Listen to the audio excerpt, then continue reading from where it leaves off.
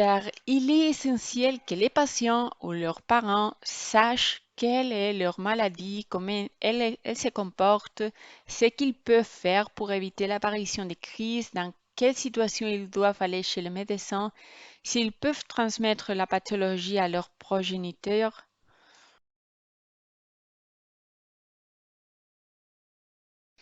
Pour ce dépistage néonatal, il est très important d'essayer d'identifier les enfants qui ont la maladie avant que les symptômes n'apparaissent, car si on arrive à les soigner ou leur donner un traitement en phase présymptomatique, nous réduirons clairement la morbidité et la mortalité. Il est également essentiel d'identifier le porteur pour lui donner un conseil génétique adapté en fonction de l'état de son partenaire, lui dire quelles sont les chances d'avoir des enfants porteurs ou des enfants atteints de ces maladies. Mais comment faire ces traitements? Bon, nous allons voir plusieurs options. L'électrophorèse sous gel, d'après ce qu'ils m'ont dit à la Fondation Recover, c'était laquelle vous utilisez fondamentalement. Le problème ici, c'est que l'électrophorèse, il y a des problèmes. Et par exemple, il a une résolution inférieure à autres techniques, il ne quantifie pas l'hémoglobine affectée, c'est manuel, et même si vous avez de l'habitude à les faire, c'est plus laborieux que d'autres techniques et elle est peu reproductible. On a aussi la HPLC qui signifie High Performance Liquid Chromatography. Elle est plus précise, elle est capable de quantifier. C'est une technique automatisée. Un grand nombre de tests peuvent être effectués dans les mêmes lots et il a une bonne reproductibilité. Ces dernières années, des dispositifs ont été développés tels que les Emotive SC, que c'est l'un de ceux que je voulais vous parler aujourd'hui, est un test rapide qui ne prend qu'environ 10 minutes et utilise des anticorps monoclonaux pour détecter l'hémoglobine AS et C dans un petit échantillon de sang de 1 ou 2 microlitres.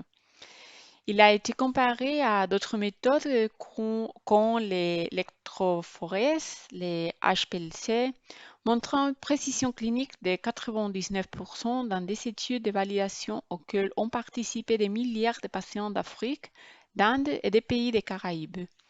La technique est très simple. En utilisant un compte-gouttes, on doit ajouter 6 gouttes d'eau, environ 250 ml au tout d'essai, puis placer les tubes à essai dans les pourtoirs compatibles et obtenir un échantillon de sang avec une goutte assez petite de 1 ou 2 microlitres. Puis, on doit toucher les tampons blancs de l'appareil jusqu'à ce qu'il absorbe la goutte de sang. Tout le blanc du tampon doit être taché en rouge et le dispositif de prélèvement sanguin est inséré dans l'eau de la baignoire ou tube à essai et on doit les sécuer avec des mouvements circulaires pour les mélanger. Il est essentiel de les écuyer suffisamment pour que le sang soit correctement transféré dans les tubes à essai et plus tard nous vérifierons que l'eau est devenue rose ou rouge clair. Le dispositif de prélèvement est maintenu dans les tubes à essai et après l'agiter, on doit prendre l'une des bandelettes des tests émotifs essai et l'insérer dans les tubes à essai avec les flèches vers le bas. Puis on doit attendre 10 minutes, enfin retirer les bandelettes des tests émotifs essai du tube à essai et les résultats sont visibles.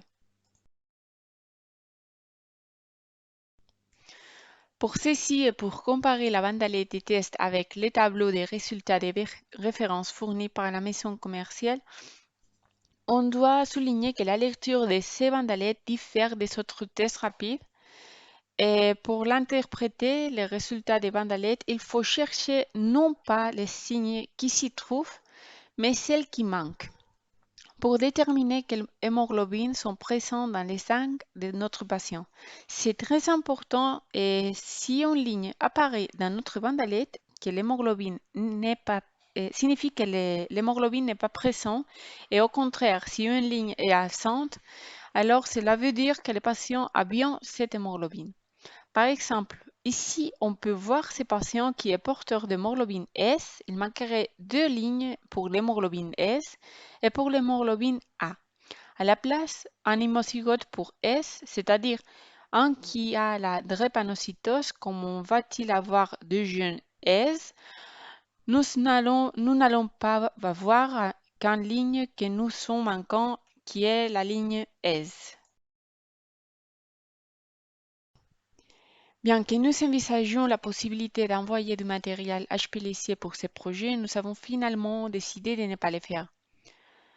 Nous allons donc commenter maintenant, en comparaison entre HPLC et l'électrophorèse, l'utilisation de l'émotif de bande SC qui présente quelques avantages qui, dans le cadre de ce projet, font qu'il soit une très bonne option. Il est facile à utiliser, ne nécessite pas de formation hautement spécialisée. Elles sont plus rapides, n'ont pas besoin de support technique et vous n'avez pas besoin qu'il soit réfrigéré, il est portable. Il peut donc être utilisé dans les milieux ruraux et avec une mauvaise communication.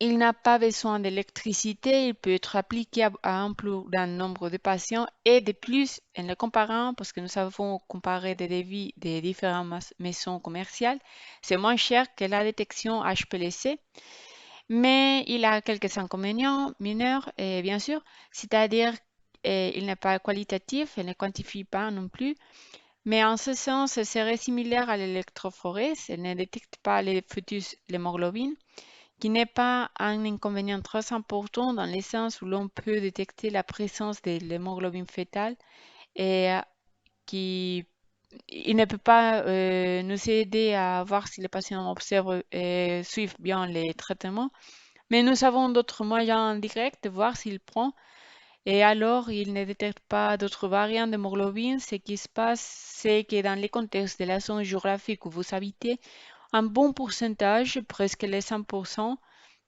c'est de l'hémoglobine S ou de l'hémoglobine C, donc ce serait une très très bonne option.